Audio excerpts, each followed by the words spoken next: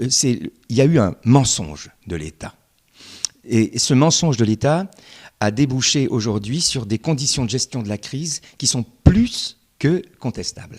Et qui, il appartiendrait à une enquête parlementaire impartiale de le démontrer, ont mis en danger la vie des Françaises et des Français. Le mensonge a mis en danger la vie des Françaises et des Français. Le fait d'empêcher aujourd'hui des praticiens de prescrire certains médicaments ont coûté la vie à des Françaises et des Français. Ce gouvernement, je le dis, et je n'ai pas peur de le dire, a du sang sur les mains. Il a du sang de Françaises et de Français sur les mains. Et pour le démontrer, moi je veux bien qu'on me démontre que j'ai tort, mais il faut que les institutions de la République puissent aujourd'hui engager des enquêtes indispensables afin de démontrer le bien fondé de la politique qui a été menée, les erreurs qui ont été commises, voire intentionnellement pour servir des intérêts particuliers. Ce qui s'est passé là, dans les dernières années, dans notre pays, au niveau de la gouvernance, est intolérable. C'est une remise en question totale des valeurs de la République. C'est le fait du prince. On est dans un pouvoir arbitraire et qui, avec la toute-puissance de sa subjectivité, en utilisant son mandat, va nous dire ce qui est bien, ce qui est mal, ce qui est bon, ce qui est pas bon, et qui va en plus se manifester de manière répressive. C'est-à-dire, aujourd'hui, tous les gens qui ont eu une voix divergente et des gens très haut niveau de compétences qui se sont exprimés aujourd'hui ont été persécutés par eux. Donc on a bien en face de nous un pouvoir totalitaire qui ne respecte plus le droit républicain, qui est en train de s'emparer insidieusement du pouvoir sans que les Français s'en aperçoivent parce qu'on agite le spectre de l'urgence sanitaire et ça n'est plus acceptable. Et c'est pour ça que moi, maintenant, j'ai lancé une pétition sur change.org demandant aux Français qui sont d'accord avec moi de me rejoindre pour demander la destitution du président de la République. Vous savez, la France a besoin d'aimer ses institutions, la France a besoin de croire en ses institutions, de croire en l'honnêteté des gens qui la dirigent. Aujourd'hui, ça n'est plus possible. Il y a eu trop de mensonges. Et d'ailleurs, si vous permettez, c'est ce mensonge qui aujourd'hui doit fournir aux députés de la République et aux sénateurs de la République un moyen de faire appliquer l'article 68. Il y a deux questions. Je vais répondre à la première sur la peur. La peur n'efface pas le danger. La peur est la cause de tous les maux que nous subissons. Si aujourd'hui le gouvernement se conduit comme il se conduit et dans le monde entier, si les gouvernements se conduisent ainsi, c'est parce qu'ils ont réussi à créer la peur, une peur sincère chez les gens qui, au nom de cette peur, finalement, se font manipuler, hélas, et de bonne foi, par les gouvernements qui sont en train de les entraîner vers une forme mondialisée de la dictature.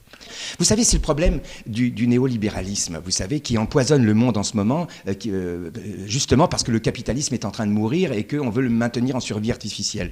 C'est quoi le problème du néolibéral, de ceux qui nous gouvernent actuellement? C'est, en gros, ça se résume en trois, avec le Covid en trois, sans le Covid en deux. Un, je ne sais pas gérer, d'accord? Donc, je privatise. Je ne sais pas produire, d'accord? Donc, j'importe. Je délocalise aussi. J'importe. Entre 70 et 80% de ce que consomme la France en ce moment, c'est de l'importation. Donc on se met à la merci des gens qui nous vendent. Parce qu'on ne sait... Moi, je suis libéral, moi, je ne sais pas produire. Donc, c'est pas grave, j'importe. Je ne sais pas gérer. Donc, finalement, je ne sais pas gérer, je vais privatiser, vendre les biens de la France, prendre un peu d'argent, etc. Et aujourd'hui, l'histoire du Covid, c'est la même chose. Et le troisième point? Je ne sais pas soigner, donc j'enferme tous les gens chez eux pour qu'ils puissent plus sortir, qu'ils viennent pas m'emmerder et que j'ai pris une mesure spectaculaire pour dire que voilà, j'ai géré, comme je ne sais pas gérer, comme je ne sais pas soigner, j'enferme les gens chez eux. Eh bien, ça n'est pas acceptable. C'est pas comme ça qu'on enraye une épidémie. Vous me dites pourquoi les artistes se révoltent pas. Bon, d'abord, je connais des artistes qui ont agi. J'en connais. Ils sont pas nombreux, mais j'en connais. D'accord ? Moi, aujourd'hui, vous me dites que je représente les artistes. Je vous réponds, cher Richard, non. Je ne représente pas les artistes. Je suis un artiste. Et je suis un citoyen français.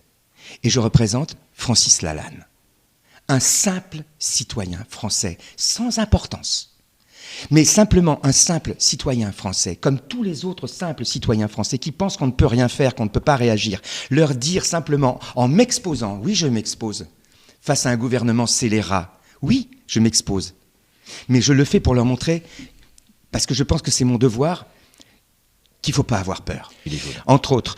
Et cela dit, vous voyez, donc je n'ai pas eu peur et je n'ai toujours pas peur. Parce que je pense que c'est notre devoir à chaque citoyen, qu'on soit artiste ou pas artiste, de ne pas avoir peur et de s'engager pour défendre les valeurs de notre République et pour défendre la nation. Voilà. Contre ceux qui veulent s'emparer du bien public. Le gouvernement actuel, c'est comme si la puissance publique voulait s'emparer du bien public. Il faut que ça s'arrête. Aujourd'hui, moi, ce que j'ai vu dans la rue, ce que j'ai vécu avec les Gilets jaunes, ça n'est pas la France. Et moi, je vous assure, la France, elle a besoin d'aimer sa police. Et moi, je pense que la police, aujourd'hui, elle est victime, comme les citoyens français, d'un abus de pouvoir caractérisé aujourd'hui. Et cet abus de pouvoir, il faut pouvoir le démontrer si j'ai tort. Okay ? Pourquoi aujourd'hui des employés du peuple, que sont les ministres, que sont le président, que sont tous ces gens-là, pourquoi ne devraient-ils pas rendre des comptes au peuple ? Il faut qu'il y ait une enquête parlementaire qui s'interroge sur le bien fondé des mesures qui ont été prises par ce gouvernement depuis le début de la crise. Et cette enquête parlementaire démontrera, qu'il y a eu un mensonge, qu'il y a eu des mensonges répétés, que ces mensonges ont mis en danger la vie des Français, et que par la suite, il y a eu des interdictions de prescrire faites à des médecins, et que ces interdictions ont mis également en danger la santé des Français. Et cette chaîne des mensonges doit permettre aux députés et aux sénateurs qui le voudraient de déclencher l'article 68 et de se déclencher en Oui, mais vous parlez cours. des députés et des sénateurs, mais aujourd'hui les députés et les sénateurs sont dans le rang. Pourquoi ? Parce que le président a créé les conditions pour faire en sorte qu'ils soient quasiment réélus. Et ces députés et ces sénateurs aujourd'hui ne vont pas à l'encontre de cette pensée-là. Alors, pour l'instant, ça c'est le premier point. Pour l'instant, oui, mais je pense le contraire. Je pense qu'aujourd'hui, même les députés de La République En Marche, ils vont dire quoi quand ils vont se présenter aux prochaines élections législatives ? Ce type est en train de les tuer. Ils vont dire quoi ? On représente ce gars qui a plongé la France dans le chaos ? Non, il faut que eux aussi, ceux de En Marche, démontrent qu'ils ne sont pas au service d'un blanc-bec qui se prend pour le chef du monde. Ils le prennent pour Napoléon, mais Napoléon est en train de devenir Bonaparte. Voilà, mais il aurait fallu mettre Napoléon en prison. Vous savez, vous connaissez cette histoire de Bodin, l'ami de Victor Hugo, qui, au moment où Victor Hugo s'engage avec les députés qui refusent le coup d'État de Napoléon III, il va sur une barricade pour dire aux gens, un peu comme je fais là, vous laissez pas faire, révoltez-vous. Et il y a un ouvrier qui passe comme ça, et qui lui dit, ouais, mais toi, t'es député, tu touches 25 francs, toi, tu te bats pour tes 25 francs, tu te bats pas pour moi, ok ? Et Bodin lui dit, tu veux voir comment on meurt pour 25 francs ? Et là, Bodin monte sur la barricade, prend le drapeau français et dit « À bas le tyran !» Et là, la garde de Napoléon III, qui est en face, tire sur lui et le tue. Victor Hugo n'a jamais pardonné la mort de son ami. Ok, mais ce député, il a montré l'exemple de ce que doit être un député. D'après vous, il faut se sacrifier aujourd'hui véritablement ? Aujourd'hui, un député à l'Assemblée nationale, qu'il soit de la majorité ou pas de la majorité, doit constater que les valeurs de la République sont mises à mal par quelqu'un qui veut régner comme un tyran, et par loyauté envers les électeurs qui sont aujourd'hui des députés, ils doivent aller dans le sens des députés qui se lèveront pour réclamer que les deux assemblées se constituent en haute cour et pour mettre en place les mesures autorisées par la Constitution au terme de l'article 68.